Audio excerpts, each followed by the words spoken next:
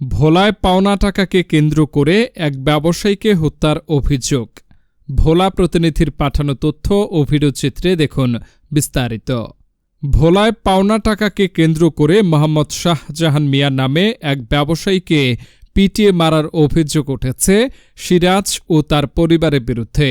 মঙ্গলবার সকালে ভোলা সদর উপজেলার পূর্ব ইলিশার চর আনন্দগ্রামে এই ঘটনা ঘটে। এমন অনাকাঙ্ক্ষিত ঘটনায় ওই এলাকায় শাহজাহানের পরিবার ও সাধারণ মানুষের মধ্যে শোকের ছায়া নেমে এসেছে। মৃত শাহজাহানের পরিবারের লোকজনদের অভিযোগ, অভিযুক্ত সিরাজ জমি লগ্নি নেওয়ার বিনিময়ে ৪ লক্ষ টাকা দেয় মৃত শাহজাহানকে। পরে সে টাকা ফেরত চায় সিরাজ। ইতিমধ্যে ১ লক্ষ টাকা ফেরতও দেওয়া হয়। বাকি টাকা কুরবানি ঈদের পর ফেরত দেওয়ার কথা। তবে টাকা ফেরত দেওয়ার সময় শেষ না হওয়ার আগেই গতকাল সোমবার রাতে মৃত শাহজাহানের ৬টি দোকানে তালা মারে পাওনাদার সিরাজ ও তার বাহিনী। সকালে এমন খবর শুনে মৃত শাহজাহান ও তার পরিবারের লোকজন ছুটে আসলে সেখানে উভয় পক্ষের মধ্যে কথা কাটাকাটি ও হাতাহাতি হয়। এর এক পর্যায়ে মৃত শাহজাহানকে কিল ঘুষি মারলে সেখানেই অসুস্থ হয়ে পড়েন শাহজাহান। পরে ভোলা সদর হাসপাতালে আনলে চিকিৎসক তাকে মৃত ঘোষণা করেন। তবে এ বিষয়ে পুলিশের সার্কেল এসপি রিপন চন্দ্র শীল বলেন, আমরা প্রাথমিক তদন্তে জানতে পেরেছি মৃত শাহজাহান আগে থেকেই শারীরিকভাবে অসুস্থ ছিল। ওই ঘটনায় কথা কাটাকাটির এক পর্যায়ে তিনি অসুস্থ হয়ে পড়েন। পরে লোকজন তাকে সদর হাসপাতালে আনলে চিকিৎসক মৃত ঘোষণা করেন। এ বিষয়ে অভিযোগ আসলে এটি সাধারণ মৃত্যু নাকি হত্যা তা তদন্ত করে ব্যবস্থা নেওয়া হবে বলেও জানান তিনি।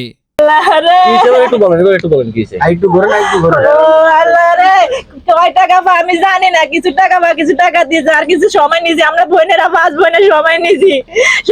সময়ের আগে গন্ডগোল করতে হয়েছে আজকে। সিরাজের ফোলা সিরাজ কি করে? সিরাজ গিরিজি করে। আমাকে জায়গা গিরিজি করতো। তারপর জায়গা অন্য মানুষ নিয়ে গেছে। আর সিরাজ চেয়ারম্যানের ফোলা নিয়ে গেছে। এই জায়গাতে আমরা কইছি আমরা জায়গা দাও, আমরা টাকা দিয়ে দিব। পরে এই কথা বলা কিছু টাকা আমরা ঘরে দিয়েছি, কিছু টাকা পাইব। আমরা সময় নিয়েছি। সময়ের আগে ও আজকে সকালবেলা আমার দোকান তালা দিয়েছে। এই বিধায় আমরা সবাই আইসি বাইরে। এই লাঠি চোড়া দিয়ে আমার বাবারে